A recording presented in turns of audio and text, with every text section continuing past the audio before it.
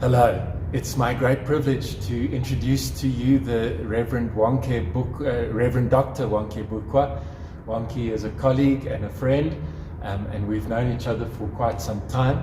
Wonke studied his BTH at the University of Pretoria and continued studying, eventually obtaining a PhD, and his topic was the Ubuntu narratives in a multicultural community. And then he developed an interest in psychology and is busy with his master's in psychology. Wonke has served at the Mamelodi East congregation and is now serving the congregation in Alexandra, and he is also a chaplain in the Defence Force where he ministers to our soldiers. Wonke, it's a great privilege to have you with us this morning. Thank you, Theo. Thank you. And a very warm welcome to you. Thanks so much. Our topic for today is pastoral care for our congregants in the light of this COVID crisis. And Wonke is here specifically because I believe that many of us could benefit from some of the insights that he has with regard to the kind of challenges that people are facing, the impacts that it has on them, and how we can assist them. And Wonke, I wonder if you could get the ball rolling for us and say, from your experience as a pastor, as a chaplain, and as a psychologist, what are you seeing? What are the impacts that the coronavirus, the lockdown, and our economy has had on people? Yes. Thank you so much, Theo, for the opportunity and also for inviting me to speak with you on these interviews, particularly at this critical time that we are in South Africa. As much as we are on level 1 now in terms of the lockdown, but we started from level 5 when coronavirus hit on our shores. In terms of trying to respond to your question, for me as a spiritual leader, which is as a minister in the church and also as a chaplain in the military, and also as a person, as a South African, I've observed a lot of things happened regarding to the lockdown. Firstly, when we look our people, started from the announcement by the president on the 23rd of March that we are gonna go to lockdown, which started on the 26th March, Thursday at midnight. People began to experience the shock. Some people were nervous. People were concerned, how are we going to survive at this time? So it affected people in different ways, in terms of their psychological, in terms of thinking, as well as in terms of their spiritual aspect, and also physical, because they were wondering how we're going to cope with this. And then what we should also understand is that COVID-19 was something new to all of us in South Africa. As much as in terms of social media, in terms of social network, other people might have an opportunity to have heard that there's something called coronavirus, but we look at the distance, not taking it sometimes easy, or maybe in terms of understanding that actually it will hit on us. So when it came to us, it became a reality. So there was a lot of confusion, there was a lot of anxiety, there was a lot of stress, there was a lot of concern. In all aspects of a person, in all aspects of a human nature. So that's what, because it's something that it's new in terms of the government, it's new in the society, it's new in terms of faith-based organizations. All of us, we experience this challenge that came for the first time in our country. That's what I can say in terms of a response of the people, which is also natural in terms of human nature. We always get a fear or anxiety when something strikes you for the first time. Wonke, I remember exactly where I was when I heard about the first case that was diagnosed in South Africa. I remember where I was driving, and I remember exactly where I was. And I think many people can identify with that sense of, oh wow, it's here. It's a reality now. It's real. It's real. And you spoke about shock. You spoke about the unknown. Yes. You spoke about the sense of how do I cope. And so many people are exhibiting various signs in terms of being paralyzed by fear, or dissociating themselves, or being intimidated. What are the kind of therapeutic diagnoses or states that you would say people find themselves in at a time like this? Yes, it is an important question. What you are saying is also in terms of reflecting what people are experiencing, and also in terms of what are therapeutic intervention that should take place in order to mitigate the situation. Because when people heard about this, for the fact that it was announced on the 23rd, and then coming from the 23rd of March, it was a Monday. So that Monday, Tuesday, Wednesday, you saw on the shops how many people were there, and then you were wondering, like, did people not have any reserves of food in their houses? So that was actually an anxiety itself, that people, it was announced, it was explained how it's going to happen, but people started to panic. So the panic, the fear, the anxiety led to people to do things that were actually, and naturally you will find that it's actually not normal, but because of the pressure of the situation. Then now, for us as spiritual leaders, or as pastors, or as ministers, as a clergy, we are in the front line in terms, because we are the leaders in our congregation. So we could quietly observe how our people. Now we will not see them in the congregation, you see people in the community, but now in terms of trying to intervene, you communicate with them through social media, in terms of making telephone phones, and also looking at the variety of websites that you can use. Like, people, we started now to devise some ways of how to minister to people, even psychological, how to do an intervention with people who are experiencing the anxiety. So in terms of like coping mechanism skills, so I think we must thank God that God bless us with a mind, also bless us with innovation, because we started now to see the significance of the internet, to see the significance of social network, using Zoom, using Microsoft Teams, to start to run services just to make sure how people are doing. So all of us, we have to move up and down, trying to find various ways of how to reach to our people. Because the other panic was that now we're not going to go to the church, and then it was not announced that when we started this lockdown, level 5, when it's going to end. So there was still that stress of like, because everyone's got a plan, so you don't want to have a plan that you don't know where it's going to end. So people, it affected adults, it affected the youth, it also affected the children, it affected the leaders in various sectors. So the spiritual leaders, the psychologists, the social, all the people in social sciences, we have to try a way of like how to make our people to make it easy, to calm down our people, to say, yes, the lockdown is here, coronavirus is here, it's new to everyone, don't panic that much. Understand when we are making mistakes, because all of us, we are learning on this, we are all on this journey that we are experiencing it for the first time. I think that was my observation and analysis that led people to be in such a stress, to be such a new normal. Yeah.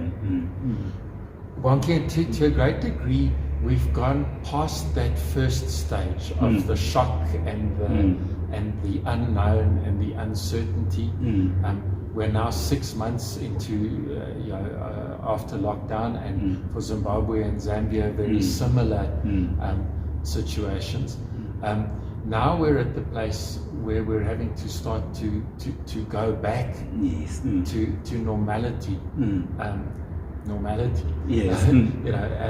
Somebody said that maybe what we had wasn't so normal, and maybe we can make a better new normal. Yes. But now the adjustments that people are making is very much impacted by the economic uncertainties that we face, and And so while those original fears of an unknown virus have gone down, I think there are new fears that are starting to come up.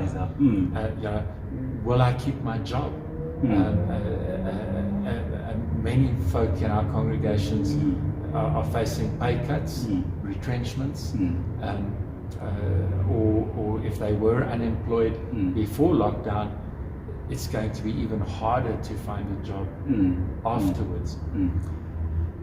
And I guess the question we must ask ourselves is, in this environment where, and I think it's very important that you've described for us the sense of shock and displacement that people have been through.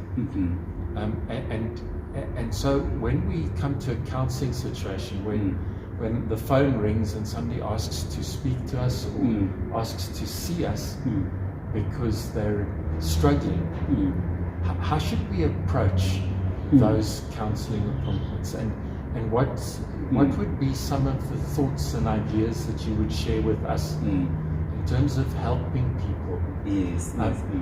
And I also, just to make your life more difficult, want to say, if maybe you would wear the hat of maybe the city and the suburbs, and then also the hat of the rural area, where very often the pressures are there, but they manifest differently. Yes. So how do we help our people? How do we support our people psychologically? And what tools could you suggest that we make use of? Yes, it's quite a significant question, because when you look at the situation we are at the moment, you look at the people when you started in level 5, now we're on alert level 1. And then people even now are still having mixed feelings, because it doesn't mean that we're on alert level 1 that the coronavirus is over. The virus is still in our midst, but the infection rate has just gone down. It doesn't mean that it is accomplished. On the other hand, there's a lot of challenges that people experience through at this time. It's not easy now at the moment to say we are in post-COVID-19, because we're not yet there. But we trust and believe in God that there will be a post-COVID-19. But it doesn't mean that we should wait up until that time. So we should start now, because now at level 1, at least there's a way out. People have been open now. We can start the businesses in terms of economy. We can start now meeting each other, but still using the regulations of COVID-19. Now, in your question, you mentioned things like people have lost their jobs. Other people have their salaries have to be cut down. Other people retrenchment. There's the challenges in terms of surviving in the families. Like other people were breadwinners. So there are a lot of things happened. And then in our environment, in South African situation, we have a rural setup, we have an urban setup, we have informal settlement. It's so vast. There's a diversity in South Africa. So altogether, it teaches us that now the skills of a pastor, the skills of a psychologist, the skills of a social worker, the skills of anyone who is able to communicate. That means we need more interpersonal skills now, in terms of when people call, the change that has taken place as well. I remember John Henry Newman, he says, to live is to change, and to be perfect is to often to change. That means we have to adjust with the change. Even in terms of salaries, that now we have to live on our means. We have to cut down. We have to understand that everyone is affected, either direct or indirectly. And also issues of death as well. Some people are still mourning at this period. So psychologically, there's a lot of psychological displacement that took place as well.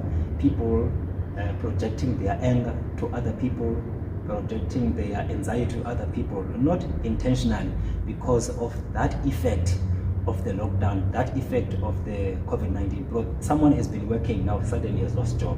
So that means now when people start to meet, they are still expecting a lot for us. What are we going to do with them? What are we going to say? And there are times we have to be honest with ourselves, to be honest to a client. When a client comes to a counselor, the the counselor must be honest. You build that rapport with the person so that the person must be having confidence.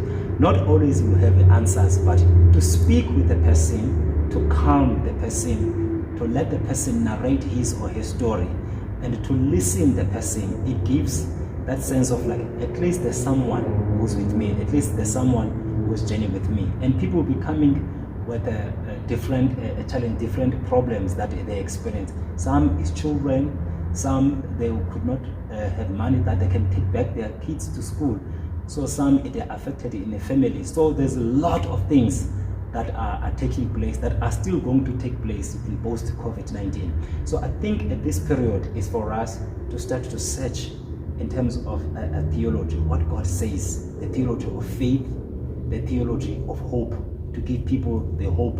Wonke Buqa talks about the theology of hope, to give people hope, and also the theology of faith, to give people faith, that faith says it is well now, and the hope says it will be well, so that life continues. So even psychological, all the aspects in terms of a cognitive understanding, because an adjustment is not always easy, because you move now from your normal life to another life, a life that you're not used. And also people are hurt at the same time because of the things that took place in our country as well, in the midst of this crisis.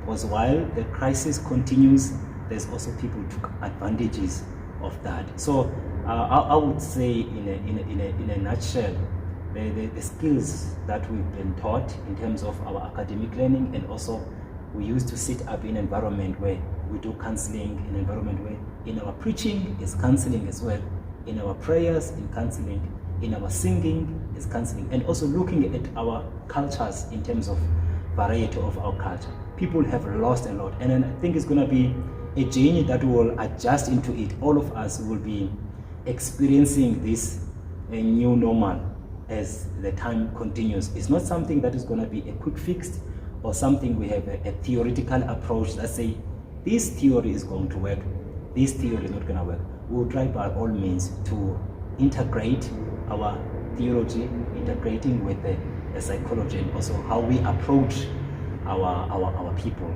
as well as people who are doing counseling as clergy, ministering to each other, to equip each other. So because what is important is equip each other. Sure, Wonke, you've given us a lot to think about. I'm fascinated by this idea that you consider even the preaching and the singing of hymns and the praying of prayers as counseling. Yes, counseling. And that's a profound, one of the things I've been saying as people have asked me, what do I think the most important aspects of ministry are? And there's been for me one single word, and that word has been incarnational. That we have to be the presence of Christ. Yes, to the people. We should never underestimate our role. We should never underestimate what we've inherited, what we've been doing in the church. Sometimes we take it for granted, but we may notice that sometimes in a congregation, people don't go even to a psychologist or a social worker or a certain scientist. By being effective in what we are doing, by giving a meaning, the songs, the meaning of the songs, the words that we're saying, the singing, it gives the calmness in terms of in our nerves and also in our spirituality as well. And this whole sense of being God's representative and pointing to a greater reality. But now I want to come back to the counseling situation, and I think you've very helpfully highlighted three aspects that I think are so important in terms of the skills that we give people. The first was, you mentioned change management, helping our people to be okay with change. Yes. And to recognize change is sometimes uncomfortable and unpleasant, but it's not it's not the end of the world, and helping people recognize that. The second one that you talked about was the reality of death, and I want to pause there for a moment, because and even in my own situation, we faced folk who went into hospital, were isolated in hospital, died alone in hospital. In the hospital. And what the impact that had on their families, and funerals of 10, 15 people instead of a normal funeral. And that change has been a massive one to manage. And then the third point that you raised was this idea of displacement. That things are not as they should be. And I think those are three critical areas that if we constantly keep them in the back of our minds, we recognize what people are going through, and in some way, when people come to us, these three things are in the background all the time. How do I cope with change? What if I die or somebody I love dies? And things are not the way they were. The change as well. People, we have to talk with our people, to be with them, to understand. We don't just change for the sake of changing. We change for the better. There are things that things are evolving in a way.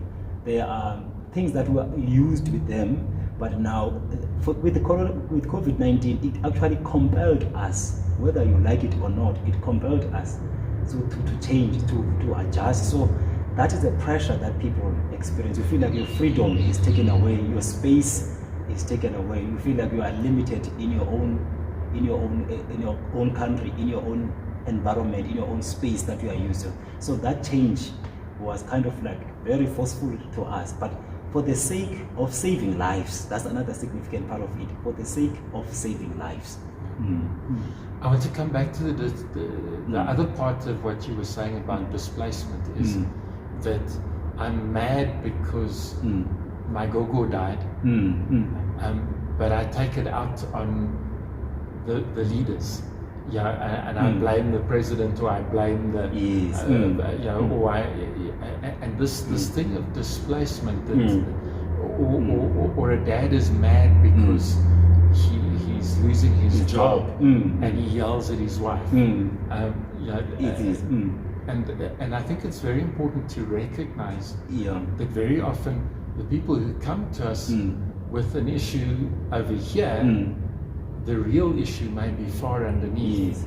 I think for you as a leader in the congregation as well, any pastor who's listening now, you know your congregants, but suddenly now, as there will be people starting to come to the church, you know so and so has got this kind of positive spirit, this kind of positive attitude, but suddenly once you notice there's a change that is taking place, there's a difference, or there's a kind of like a behavior that you are not acquainted with, and then you could not be quickly judge what is happening. You may find like the person actually you will become maybe the soft target as well as a minister, that where was God all along this year?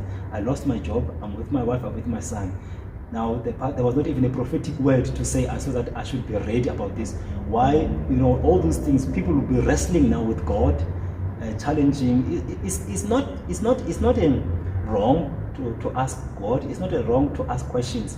Those questions, they come out easier, but we cannot have answers for everything. Some of the things are very dogmatic, but now we need to have that skill, that soft heart of saying, let me understand so and so, because I'm not accustomed with him or with her with this kind of a behavior. So all these things be psychological displacement that now people are coming, they may hit it in the church, maybe in their working environment, in their families, in the community, even in the space where going in the shopping center, you find people have this anger, people have this rudeness that will see it here, but only find out there's something behind that people are struggling with this. So it's going to be quite a journey, a longer journey in post-COVID-19. We have a friend who coined the phrase Rona rage. Rona rage, rage from the coronavirus.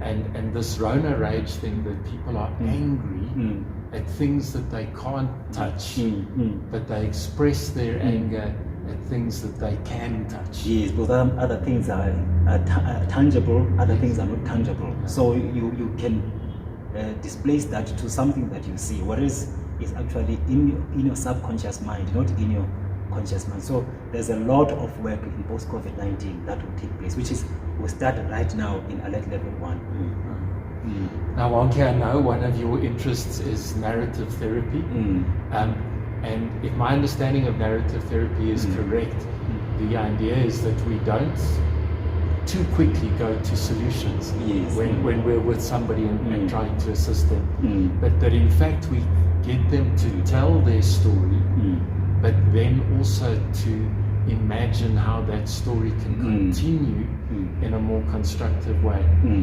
Am I right in that sort of summary? And how does narrative therapy help us to help our people at a time like this? Yes, with a narrative therapy approach in terms of counseling a person, we look at the story, because the word narrative itself is a story.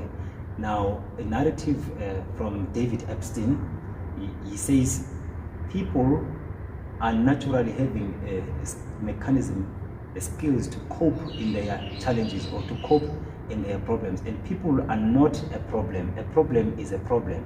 So in narrative therapy, we eager to listen to people, to narrate their life story. And also we separate them with the problem, because people have a tendency of saying, I have a problem, or I am a problem in this solution. But you are a person made in the image and the likeness of God, and the problem is there. So you separate yourself from the problem. So to give that narrative, it's actually as a counselor, I'm looking at the meaning of the words that we are using, and then we deconstruct what the person says, so that the person must separate him or herself from the problem. So in terms of narrative, particularly in an African culture as well, because oral stories is something that we learn about that here. So it's quiet to just keep quiet and listen to a person talk, and then you try to find a meaning on the person and the social constructs, because what people say sometimes is just like social construction.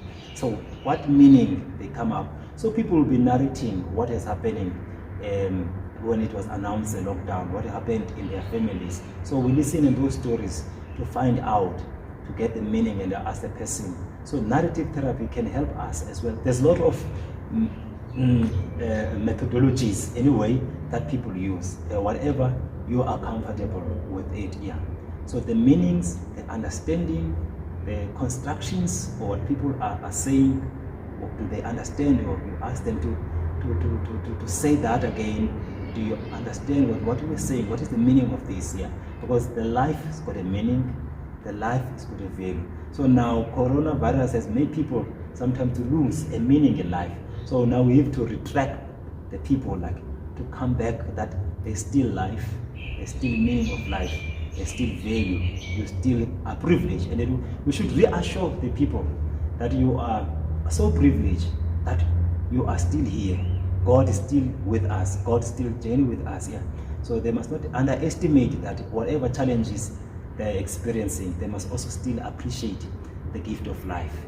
That there are a lot of people who have love to live, but some people could not manage to make it. So those narratives, we have to redirect people's narratives to a meaning, to the understanding, and also to externalization. That they must not stuck in the problem. The problem is there, move out from the problem. Wonke, I can hardly believe our half an hour is almost over. It has been fascinating to chat with you. I want to try and sum up everything that you're saying in 4 points. That when we're trying to help our people with all that they're going through, the 4 diamonds that I think you've left us with this morning is this first one of an incarnational ministry, that by our presence, either in the counseling room or in the church service, through our prayers and sermons and hymns even, that we be incarnational, that we be the representative of Christ, and as such, that we point towards hope. I think the second thing that really struck me from what you said was that narrative therapy takes the approach of hearing a person's story so that they can separate the problem from themselves and from the social constructs that often lead to false interpretations. And I think social media, and we could talk for an hour about it's quite a lot, because a lot of misinformation, a lot of panic that give us. Yeah. There's a reality part of it, but there's also a lot of junk information. Absolutely. Yeah. So that's our second step, is that we listen carefully and separate out the truths and the constructs and the meanings. And then the third thing that I think you were helpful in pointing us to is that we have to help people discover meaning. And then finally, that we lead them toward hope and gratitude. Yes, appreciation, the gift of life. That's a reality. There's a psychiatrist, very famous in psychology, Viktor Frankl, who was a Jew who lived during the time of the concentration, and then he actually emphasized the issue of people who died at that time. It were mostly people who actually didn't have a meaning. They felt like the life was an end. So we must avoid for the life to end before actually the ending of the life. So that's why we have to reassure the people the meaning of life, that the life still have a purpose. Even issues like lead to, like starting with the worry, being nervous or anxiety, that will lead to depression. And then after depression, people becoming bipolar or also coming to commit suicide. Most of the cases when people, they feel like their loneliness and they feel like there is no one who's there for them. There's no meaning in life. People, they distance themselves. So that's what we have to try by all means at this period to overcome, that people must not feel lonely whereas there are people. Because there are people who can feel lonely whereas people are there. So that emphasis of meaning, and also the Incarnation Ministry, that ministry by visibility, ministry by presence, that we are there for you. Even if we maybe don't have the money or something to buy for you to say this, but just to be there with people and listening to them. Because sometimes people listen, they need someone who can just listen to them. They feel like sometimes they're ignored or they feel like they've been neglected. So now will be the source of hope to the people. So there's a source of hope that is needed. Wonke, thank you so much for your time. I'm grateful that you're going to be available to be in the Zoom session with us, and I'm sure that there will be questions. Thank you so much. Thank you, Wonke, Thanks so much. Thanks for the opportunity as well as to speak with you at this time. Thank you. Thank you. Thank you.